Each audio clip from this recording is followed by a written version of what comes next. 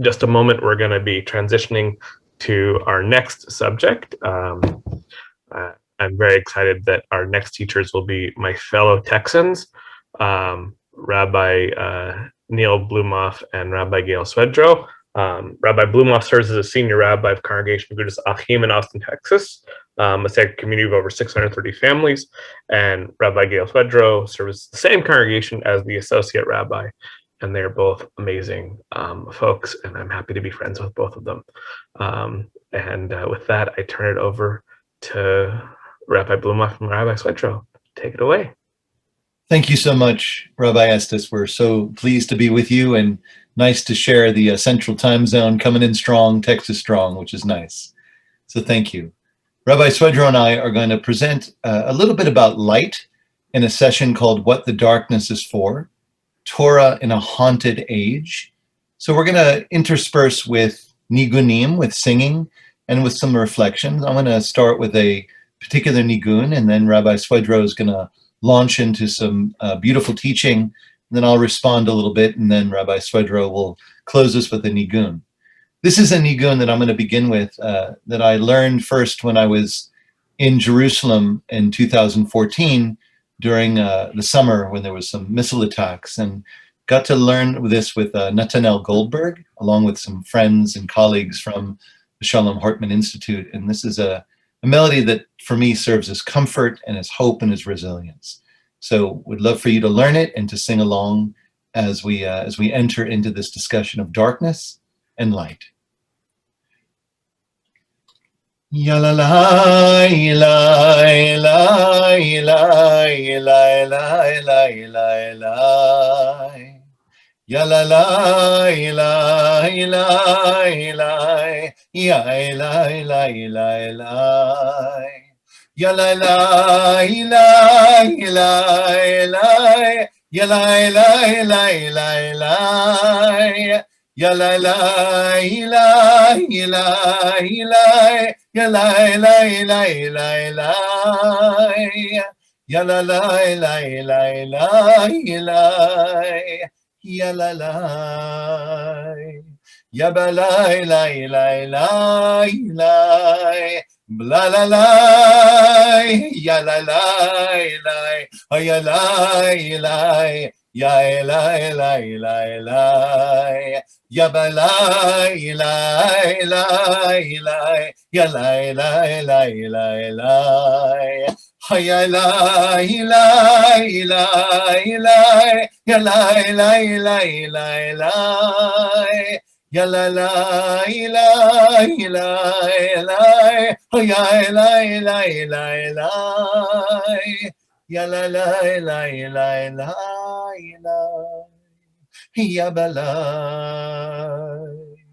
oh la la la la la. Ya la la.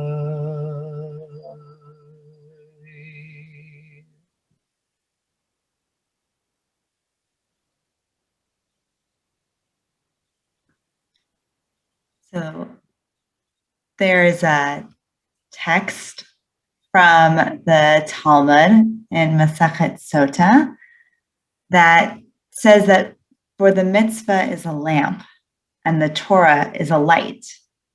So we think about these themes of darkness and light. And the Gemara teaches that the verse associates the mitzvah with the lamp and the Torah with the light of the sun. The mitzvah is associated with the lamp so that one can say, just as a lamp does not protect one by its light extensively, but only temporarily for a small period of time. We think about maybe a flashlight, if there's a power outage or something along those lines, or a phone even, that this lamp can be in our hand. And so too, a mitzvah protects one only for this period of time while one is performing the mitzvah, while one would be having this light, this lamp in their hand. And the Torah is associated with light so that we can say, just as the light of the sun protects one forever, so too does the Torah protect one forever, and studying it protects one forever. As it states in a previous verse with regard to the Torah, When you walk, it shall lead you. And when you lie down, it shall watch over you. And when you awake, it shall talk with you. So one of the big takeaways from this past year has been this theme of darkness for many of us. And it's been a call for us to truly seek ways of bringing light, even if it's temporary, to not only our lives, but also to those in our midst who are the most vulnerable. Whether it's making phone calls, whether it's been assisting with errands or tasks around the home, both the physical and the spiritual needs.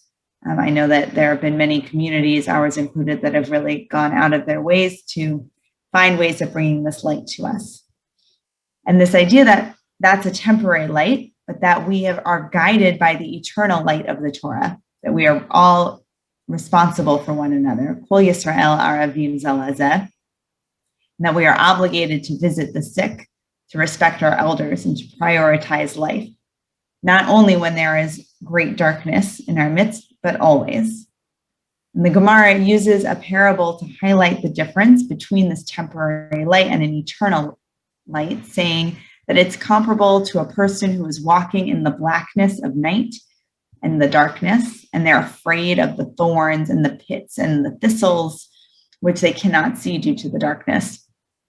And they are also afraid of the wild animals and of the bandits that might lurk in the evening, and they do not know which way they're walking. Right? There's lots of little things to be afraid of in the immediate vicinity, as well as the great unknown in the larger area. If a torch of fire comes their way, which is analogous to a mitzvah, they are safe from the thorns and from the pits and from the thistles, but they're still afraid of the wild animals and of the bandits, and they still don't know which way they're walking. But once the light of dawn rises, which is analogous to the Torah and studying Torah, as we are this evening, or day, wherever we are, they are safe from the wild animals and from the bandits, which no longer roam the roads, but they still do not know which way they're walking. The Gemara continues, if they arrive at a crossroads and recognize the way, then they are saved from all of them.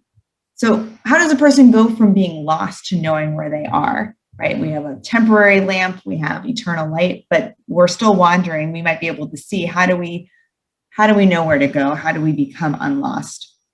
And there's a few different interpretations of this, whether it's a scholar who has reached the end of their life and is confident that their study will earn them a place in the world to come, in Olam Haba, whether it's someone who does not want to sin and thus commits themselves to acting in ways guided by Torah and or halakha, depending on whose opinion in the Talmud one follows. There's lots of opinions in the Talmud.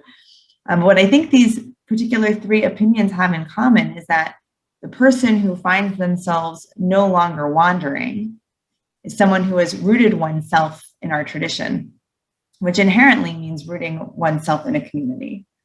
We engage in Torah study, in the study of Jewish law, not by ourselves, but in chavruta, in sacred conversation with others. And we know that our tradition elevates chavrutot, where people disagree respectfully with one another, like with Hillel and Shammai, and that the Talmud itself is an example of many things, including sacred disagreement with these different opinions being bound together on the same page, not even in just only the same book, but also in the same page. And so in these ways, we might perhaps begin to find our way out of the darkness. Thank you so much. And Rabbi Estes, thank you so much for hosting us, and Rabbi Garber as well.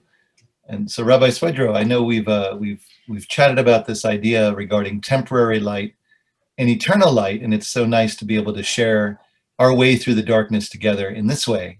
It reminds me of a parable that I like a lot, of someone who's lost in the forest and ultimately sees somebody in the forest and says, oh, well, that person's going to help me. And that's great. And goes up and says, excuse me, I'm lost. Can you help me? And the person turns and says, you know what? I'm lost also. However, let's walk together and maybe we'll find our way together. And I think that this idea regarding eternal light, to me, at least in this time and space, is elusive. And I want to just concentrate a little bit about this temporary light and how we utilize it. Now, as you know, Rabbi Swedroe, I was away last week for the first time in a very, very long time. And I got to go to the Black Hills of South Dakota. And it was a really amazing place. I've got to, I've read about them for a few years. It was a sacred land for the Native American, for the Lakota Sioux. And it was given to them actually by a treaty, the Treaty of Laramie, and taken away a few years later when Custer and others found gold in the hills. And so I went after some days in another place. I ended up going to a place called Leil, South Dakota, which is where they first found the gold. And I went to the mining museum. So what's on my mind are these things called these fire pans, or like how you would prospect for gold. And, you know, this idea of fire pans or machta or machtot in our tradition literally means to rake or to sort of sift through. And I don't know how many of us have been prospecting for gold. I haven't, but, you know, I certainly have the idea of, you know, so you're picking it up and you're kind of shaking it to the sand to see what remains. And this idea to me is utilizing the tools that we have to find that temporary find, and recognizing whether it's gold prospecting or finding really fool's gold. And I think that that's the idea. So to me, Rabbi Swedroe, and you can agree or disagree, and I'd love to hear it, wouldn't be the first time. But the idea is that, you know, I would be satisfied with finding a flash in the pan, if you will, or a eureka moment, or what the mystics would call chokhmah, of having an intuitive insight flashing like lightning across our consciousness. And I think that this is an interesting aspect of things. And the figure that comes to mind for me, who's trying to negotiate this darkness and doing the best that he can, is actually Aaron, Moses' brother. And there's three well-known situations in the Torah where he sees or is utilizing a fire pit or a fire pan to be able to prospect for some direction forward, knowing that he's lost. And I just wanted to offer these three, and then maybe we'll have a chat for a few minutes about this and see what happens. The first is, of course, seeing something that might be inner directed, and it's perhaps my most, it's an elusive part of the Torah, but it's an enigmatic but a very important part of the Torah for me, which is, of course, seeing two of his sons, Nadav and Avihu, bringing a strange fire to the glory of God, to the Kavod Hashem, and seeing them not survive that experience, that them being burnt up by the fire pan or by what they might have brought, which might have been many things, but perhaps coming from a place of wanting to be included, or coming to a place of wanting to show one's own individual sense in something much larger, perhaps. There's another aspect as well, which comes in a few weeks when we'll read from Parshat Korach, which is when Aaron, is challenged by Moses against 250 chieftains in Korach to bring offerings to God, and the 250 people, this is in Numbers 16, bring their offerings and they are burned up. I can only imagine the PTSD that Aaron would have. He himself has survived, but perhaps bringing an understanding of what happened to Nadav and Avihu in that very tense moment. And to me, the crowning idea happens just a chapter later in Numbers 17, which truly is my favorite part of the Torah, really, really, which is when there's an issue and there's a plague and there's a problem, and Hashem is saying, you know, these people have disappointed me, and go away from them, says Hashem to Moses and Aaron. And Moses then instructs Aaron, take your fire pan. This is in 17, verse 10 and 11. Take your fire pan, put some fire from the altar, take some incense, and help our people, because God is angry and the plague has begun. And Aaron does. And Aaron, after not only seeing Nadav and Avihu bringing strange fire, not only seeing 250 of his relatives, remember Korach was a Levi, of seeing his people burned up and his followers burned up, he goes into the midst of the congregation where the plague has begun, and he stands, as the Torah says so lyrically, between the dead and the living until the plague was checked. And this is what happens.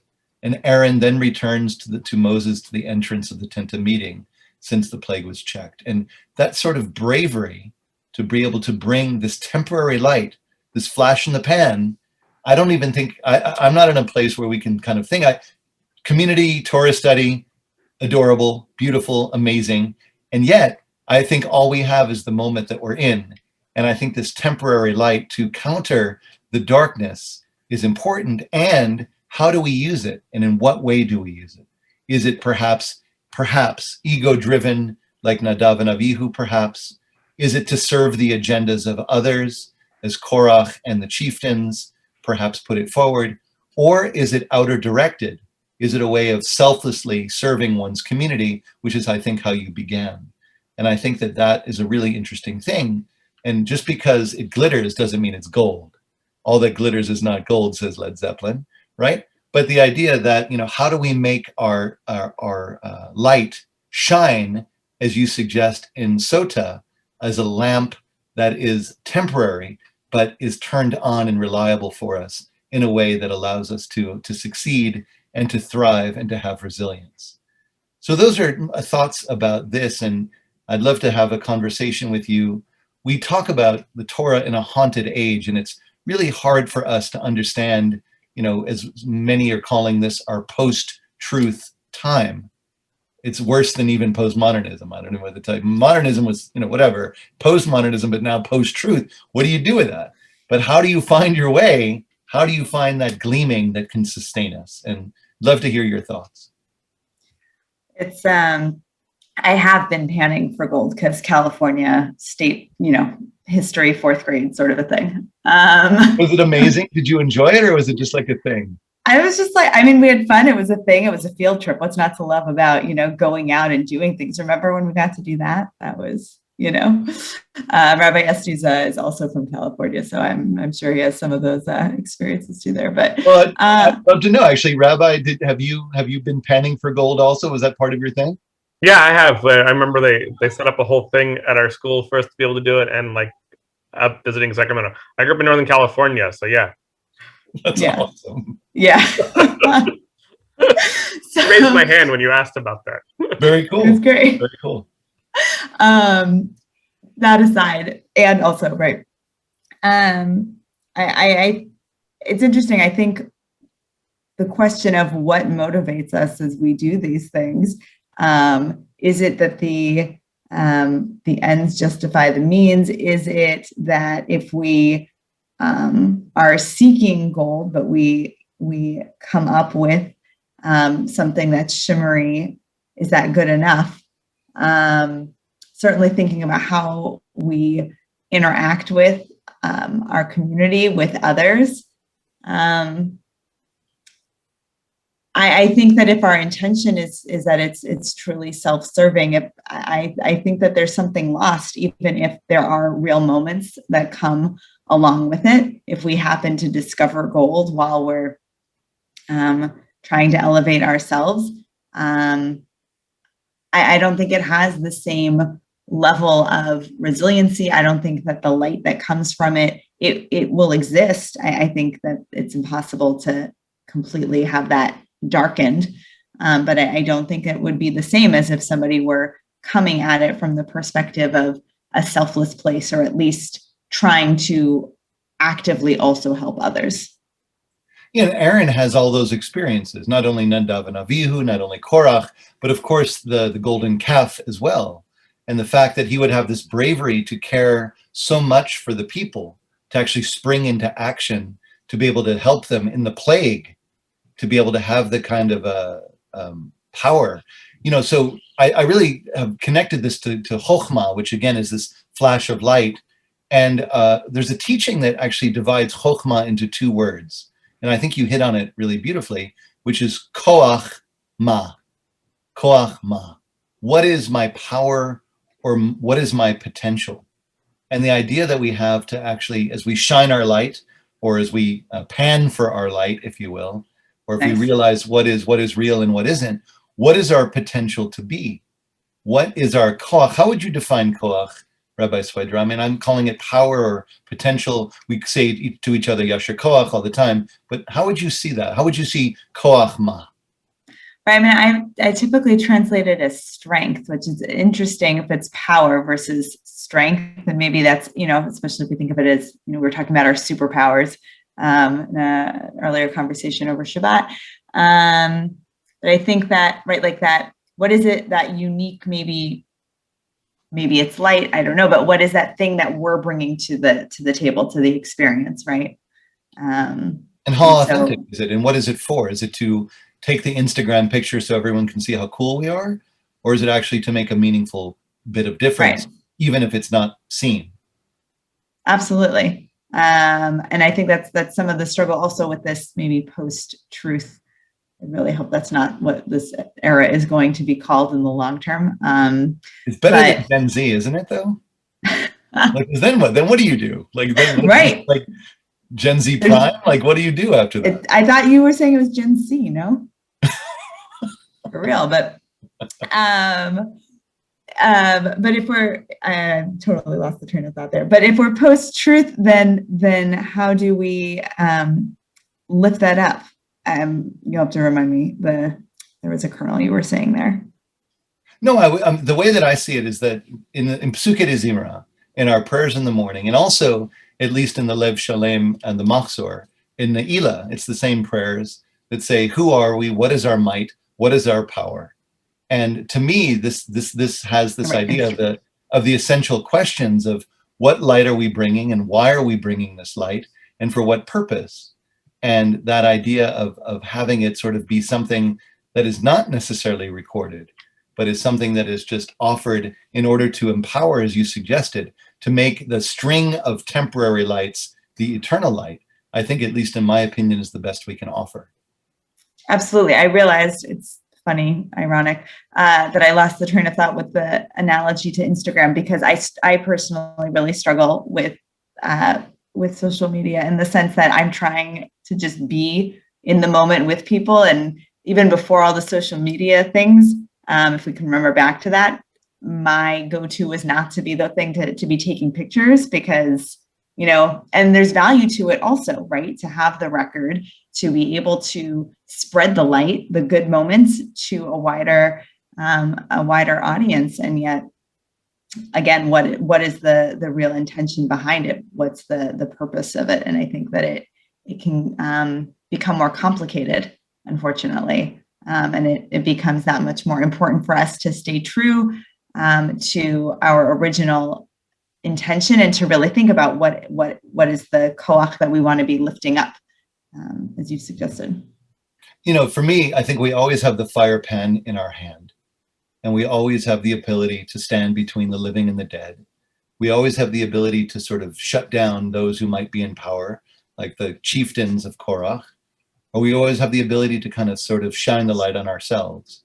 And I think that the ability that we have to be able to choose from among those ideas, and to be a servant, and to be a broken servant like Aaron was, I think is a really exquisite invitation for our Torah to teach us to keep going, and to learn in the best ways that we can, recognizing that there is plague around us, of course, but the best we can do is to find that authentic nugget or two, and to have that shine and allow it to be the Torah that we not only receive, but the Torah that we shine back out into the world.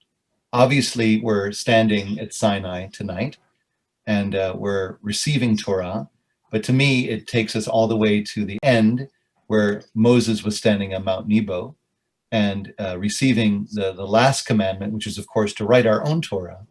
And to me, our own Torah is to sift through all the, well, you guys can help me with this because I haven't been panning for gold, but sift through all the silt and the sand and the water and all the things, and to find that which is unshakable, that which is permanent, and that which we can bring as a gift and offering back out into the world. So I don't know if we've done our Shavuot shopping yet, but a fire pan is on my list.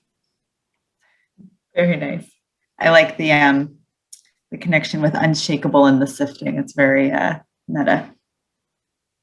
You have a nigun for us, yes? I do. So, and I enjoyed, I don't know if I knew the history behind the nigun that you shared, and I appreciate knowing it. I know there's a lot of melodies that we bring to the things that we do, and that it's not always places to hear the history behind it. So this particular nigun is one that I learned from Deborah at Sachs-Mintz through the Institute for Jewish Spirituality, and this idea of calling out in narrow spaces where it's often associated with darkness, so that we can hopefully feel God's presence, and that can be that source of light for us. Yai, lai, lai, lai, lai, lai, lai, lai, lai. Yai, lai, lai, yai, lai, lai, lai, lai. Yai, lai, lai, yai, lai, lai, lai, lai, lai. Ya la la la la la la la la. Ya la la. Ya la la la la la. Ya la la. Ya la la la la. Ya la la. Ya la la la. Ya la la la, ya la la la la. Ya la la, ya la, ya la la la. Ya la la, ya la la la la. Ya la la, ya la la la la la. Ya la la la, ya la la la la. Ya la la, ya la la la la. Ya la la, ya la la la la. Ya la la, ya ya ya ya. Ya da da da, ya da da da da. Ya da da, ya da ya da da. Ya da, ya da da da. Ya da da, ya da ya da da da.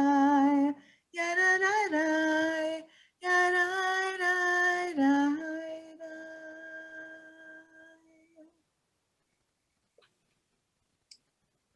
Really appreciate that, and having you certainly as a thought partner and as a spiritual partner in Austin. And we're very honored to be able to share this on behalf of all the wonderful partners of conservative Judaism. And Gideon, we appreciate you staying up late too, and you having your koach and your chokhmah. And to me, that's these strings of sacred moments that we can have, to me, is more alluring than the promise of the new day, when I hurt myself all the time in bright light anyway. So I'm just saying, I'm just camping, just letting you know. But just because you're still gonna hit the thistles. So if we can be intentional and learn from the amazing life that Aaron has had, and his decision to stand between the dead and the living, I think we're gonna continue to learn so much. So thank you very much, and it's an honor to be together. Thank you. Thank you both so very, very much. You guys still have a couple minutes if you wanted to finish anything. You have 2 more minutes. 1 more minute.